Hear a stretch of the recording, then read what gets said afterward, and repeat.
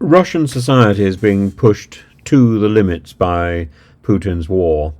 And so, on the one hand, Russia is now experiencing migration problems rather like the rest of Europe, with people being detained simply because they are speaking a different language or they look different.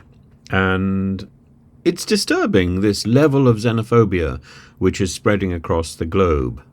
And Russia also, because of the uncertainty of this war, nobody quite knows what they're doing. And so Prigozhin had, before he died, had put out ideas that if criminals were to be recruited into his brigade and were to fight for Russia, they would then be free.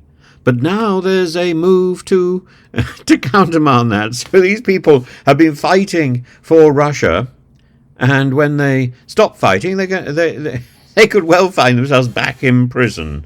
And maybe that's a response to the sudden explosion in weapons around the country. And I made a comment about this growth in private ownership of weapons, and somebody on the comment said, "Oh, well, everybody I knew when I was in Russia had weapons." Well, you must have moved in different circles to me. And I'm sure weapons are obtainable.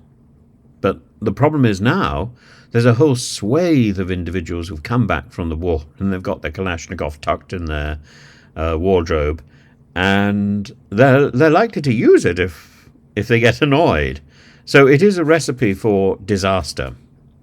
And as we're talking about Russia, I would like to pick up on a few comments that people have made in the last hour about my approach to Russia. They're saying I apparently rely on mainstream media, MSM, and talking very grandly, including people whose opinion I often note and read with interest, and I'm slightly shocked that people assume that I'm simply quoting the Times. It doesn't matter if you think my views don't cohere with yours. Why should they? Then tell me what your views are. Don't assume that simply because you are informed by, or somebody you know is informed by this particular YouTuber or informant, that this is a source of information which is reliable. It may be, but it's not the only source of information. When I'm looking at Russia, I tend to talk to my friends in Russia, and I tend to talk to people in Ukraine and people who are from both of those countries and living elsewhere. And I tend to look at Instagram postings from Ukraine and from Russian sites. And I draw my own conclusions. And I'm very cautious about saying how many people have apparently been killed in the Russian war on either side, because we don't really know. But the impression I get is that we're reaching an impasse and a stalemate. But as with the war in Gallipoli and during the First World War, Turkey won because it has more troops. And Russia has significantly more resources than Ukraine. And simply by playing a waiting game, Russia has the advantage. And it is extraordinary that Ukraine has done so well so far. And the assumptions that people make about Boris manipulating Zelensky into staying in the war, this is nonsense. Zelensky has said again and again and again that he and his people are determined to fight on.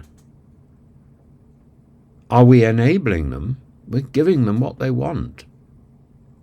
But what's happened at the moment is both America and the EU are saying, yes, we'll give you this, and then not making good on it. So we are lying. And I don't think that's a particularly noble example.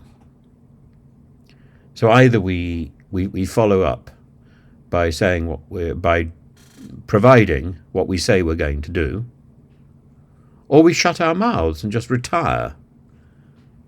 We're either reliable or we're not reliable.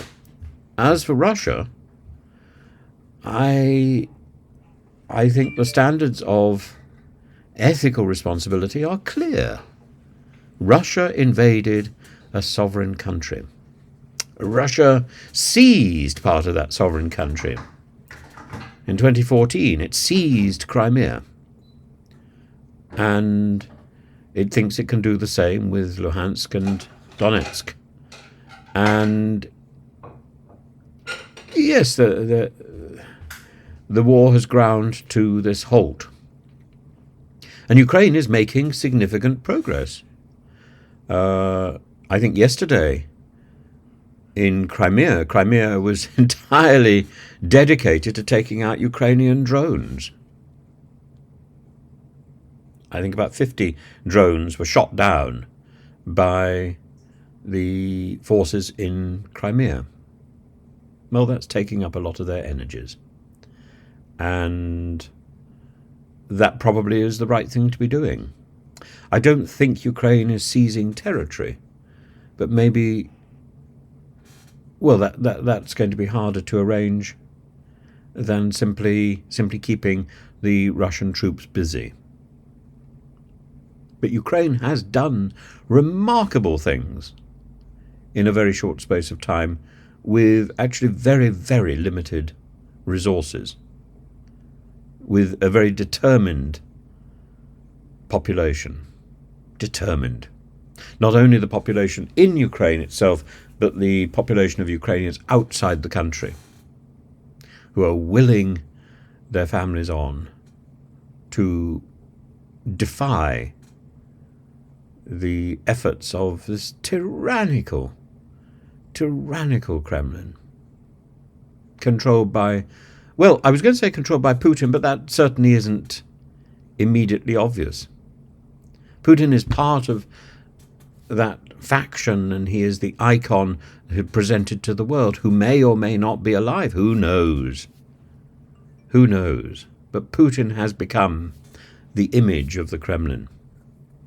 And if Putin finally goes, or if they admit that Putin's finally gone, well, they'll have to find another Putin to replace him. Better the devil you know, maybe.